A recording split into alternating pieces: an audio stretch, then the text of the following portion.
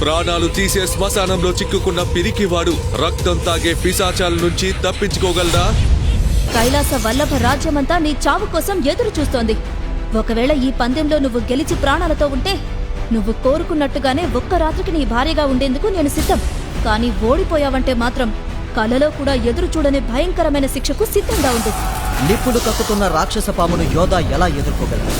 1000 కిలోలకు పైగా ఉండే అగ్నిగోళాన్ని ఒకే దెబ్బతో ఎత్తి విసరగలడా? తన తండ్రి ముందే అతను పిరికివాడని అవమానించడానికి బదులు తీర్చుకుంటాడా? ప్రపంచంలోనే గొప్ప అందగత్తె, ఓటమి ఎరుగని శక్తిశాలి మిత్రవింద విసిరిన సవాల్లో యోగా గెలిచాడా? తన చావును కోరుకుంటున్న ప్రజల ముందు యోధ తన వీరత్వాన్ని చూపించగలడా? రండి, ధైర్యవంతుడైన ఓ యోధుడి అద్భుతమైన కథను ఇప్పుడే విందాం. ఒకవేళ ఈ యుద్ధంలో నేను గెలిచినట్లయితే నువ్వు ఒక రాత్రికి నా భార్యగా నా అంతఃపురానికి రావాలి. శభాష్ యోధా, ఎన్ని జన్మలెత్తినా నీలాంటి పిరికివాడు ఆ పోటీని గెలవలేడు. నా మాట జ్ఞాపకం ఉంచుకో మిత్రవింద. శక్తి పరీక్షలలో 9 నక్షత్రాలు సాధించి ఏకలవ్య వీరుడని బిరుదు తెచ్చుకొని నీ మొహాన మసిపూస్తాను. ఇది నా తల్లి మీద ఆనా అంటూ అక్కడ బ్రహ్మాండంగా ఉన్న ప్రేక్షకుల ముందు, కైలాస వల్లభరాజ్యం ప్రజల ముందు శివంగిదళ నాయకురాలు మిత్రవిందతో సవాల్ చేసి కోపంగా అక్కడి నుండి బయలుదేరాడు రాకుమారుడు యోధ. శక్తి పరీక్షా పోటీలలో ఎవరూ ఎదురు చూడని విధంగా తన శక్తిని చూపించలేక మొదటి పోటీలోనే దారుణంగా ఓడిపోయిన యోధను చూసి ఆ రాజ్య ప్రజలందరి ముందు మిత్రవింద అవమానించింది. తనతో నిశ్చితార్థాన్ని రద్దు చేసుకుంటున్నట్లు ప్రకటించింది. అలా చెయ్యొద్దు మిత్రవింద. నువ్వలా చేస్తే నా రాజ్య ప్రజల ముందు నేను అవమానంతో తలదించుకోవాల్సి వస్తుంది అంటూ అందరి ముందు మిత్రవింద ముందు కైలాస వల్లభరాజు రణసింహ చేతులు జోడించాడు. అది చూసిన యోధ అదిరిపోయాడు. తమ రాజు అలా చేయడం చూసి రాజ్య ప్రజలందరూ కూడా ఆశ్చర్యంలో మునిగిపోయారు. ఇదెవరూ ఎదురు చూడలేనిది.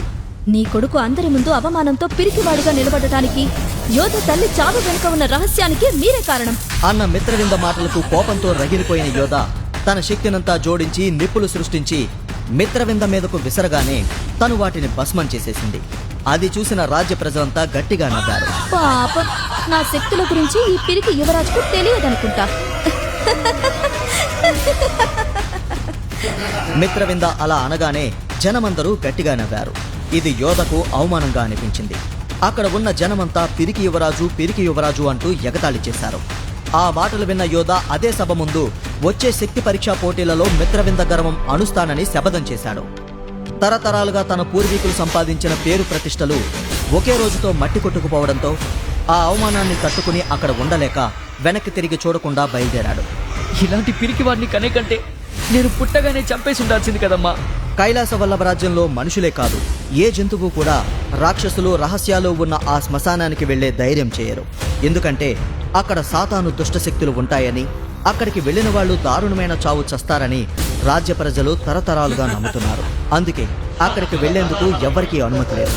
కానీ విరక్తిగా ఉన్న యోధ ఆ నిషేధాన్ని పట్టించుకోకుండా ఆ దట్టమైన అడవుల మధ్య ఉన్న శ్మశానంలోకి అడుగుపెట్టాడు. అక్కడ తన తల్లి సమాధి ముందు కూర్చుని జరిగిందంతా చెప్పాడు. నన్నెందుకు పిరికివాడిగా పుట్టించామమ్మా? చిన్నప్పటి నుంచే తన రాజ్య ప్రజలతో పాటు శత్రువులు సైతం తనను పిరికివాడని అవమానించేవాళ్ళు. కానీ తన కళ్ల ముందే తన తండ్రి తలదించుకోవడాన్ని అతను జీర్ణించుకోలేకపోతున్నాడు. యోధ తల్లి గొప్ప యోధుడు. శత్రు దేశాల రాజులు తన పేరు వింటేనే వణికిపోయేవారు. అమ్మా, నేనిక ప్రాణాలతోనే ఉండకూడదు అని అనగానే ఎవరూ ఊహించిన విధంగా తన తల్లి తనకిచ్చిన ఉంగరం ఆకుపచ్చగా మెరవసాగింది. మరుక్షణమే ఆకాశంలో పెద్ద శబ్దాలతో మెరుపులు మెరుస్తాయి. శ్మశానమంతా భయంకరంగా శబ్దాలు మొదలయ్యాయి.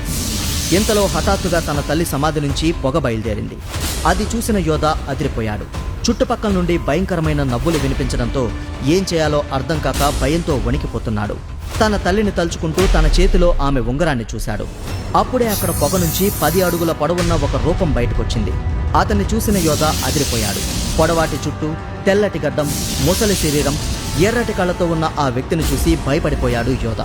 మరుక్షణమే అతను యోధ వైపు రాగానే, నా వైపు రాకు, ఎవరు నువ్వు అని యోధ తన శక్తులను తనపై ప్రయోగించగానే దాన్ని తేలికగా తప్పించుకున్నాడతను. తన కళ్ళు మూసుకుని శక్తులను ప్రయోగించి యోధను గాల్లోకి లేపి తిప్పాడు. ఎవరు నువ్వు? నన్ను గాల్లోకి తేల్చేంత శక్తి ఎక్కడిది అని యోధ అడిగినప్పుడు ఆ వ్యక్తి భయంకరంగా నవ్వుతూ కిందకి దిగి యోధ వైపు కదిలాడు. అప్పుడు తన మెడలో ఉన్న తాయెత్తును చూసిన యోధ ఆశ్చర్యంగా, ఈ తాయెత్తు ఏకలవ్యుడు బిరుదు పొందిన మహావీరులకే లభిస్తుంది కదా, ఇదెలా నీ దగ్గరుంది? ఇది నాకు ఇచ్చిందే నీ తల్లి యోధ. మా అమ్మ ఇచ్చిందా? మా అమ్మ గురించి నీకెలా తెలుసు? తన చావు వెనకాల రహస్యం ఏంటి? తన తల్లి గురించి తెలుసుకోవాలనే ఆసక్తితో యోధ అడగగానే ఆకాశం వైపు చేతులు చాస్తూ అన్నాడు. నా పేరు విదుర. ఇన్నేళ్లుగా నేను నీ ఉంగరంలో బంధించబడి ఉన్నాను. నీ తల్లి గురించి, తన చావు వెనక రహస్యం గురించి నాకు బాగా తెలుసు.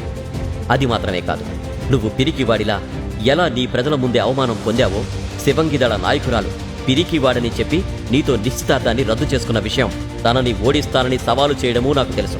నువ్వు శక్తులు కోల్పోవడం వెనక రహస్యము, తిరిగి మళ్లీ వాటిని పొంది మహావీరుడని లోకంలో పేరు తెచ్చుకోవడం ఎలాగో నాకు తెలుసు. నీ శక్తుల్ని తిరిగి సంపాదించుకోవాలంటే నేను పెట్టే 3 షరతులకు కట్టుబడాలి. అలా విదుర చెప్పగానే తన శక్తులను ఎలాగైనా తిరిగి పొందాలి అనుకుంటున్న యోధ ఆ షరతులకు ఒప్పుకునేందుకు సిద్ధపడ్డాడు. మొదటి షరతు, నువ్వు ఏ అమ్మాయిని ప్రేమించకూడదు, దగ్గరవ్వకూడదు, మనసులో కూడా ఆలోచించకూడదు. నేను ఒప్పుకుంటున్నాను. రెండో షరతు, ఇప్పటికీ ఎవరూ తయారు చేయని అమృతధార ఔషధాన్ని నువ్వు నా కోసం తయారు చేసివ్వాలి అని విదుర అనగానే ఆశ్చర్యపోయాడు యోధ. కారణం, ఆ అమృతధారను తయారు చేయడం అంత తేలిక కాదు. దానికి చాలా ఔషధాలు కావాలి. అందుకు కావలసిన మూలికలు అంత తేలిగ్గా దొరకవు. పైగా అది తయారు చేసేటప్పుడు చిన్న పొరపాటు జరిగినా అది యోధ ప్రాణానికే ప్రమాదం. అందుకే జాగ్రత్తగా ఆలోచించిన తర్వాత యోధ కాసేపటి తర్వాత ఆ షరతు ఒప్పుకున్నాడు. 2 షరతులకు ఒప్పుకున్న యోధ 3వ షరతు కోసం ఆసక్తిగా ఎదురు చూశాడు. చెప్పండి, మీ 3వ షరతు ఏంటి అని యోధ అడగగానే అప్పుడు విదుర యోధ వాళ్ళమ్మ తన కోసం రాసిన ఒక రహస్యమైన ఉత్తరాన్ని చదవమనిచ్చాడు. అది చదివిన యోధకు నోట మాట రాలేదు.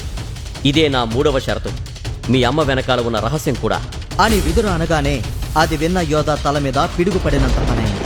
విదుర యోధాకు చెప్పిన ఆ 3వ షరతు ఏమిటి? యోధ తల్లి మరణం వెనుక ఉన్న రహస్యం ఏమిటి? విదుర యోధ ఉంగరంలో ఉండటం వెనుక కారణం ఏంటి? యోధ తన శక్తులను ఎలా కోల్పోయాడు?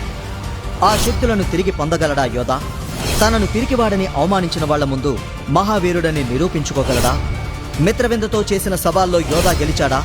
యోధ మహావీరుడైన కథను తెలుసుకోవాలంటే పాకెట్ FM డౌన్లోడ్ చేసుకుని వెంటనే ఉచితంగా వినండి యోధ.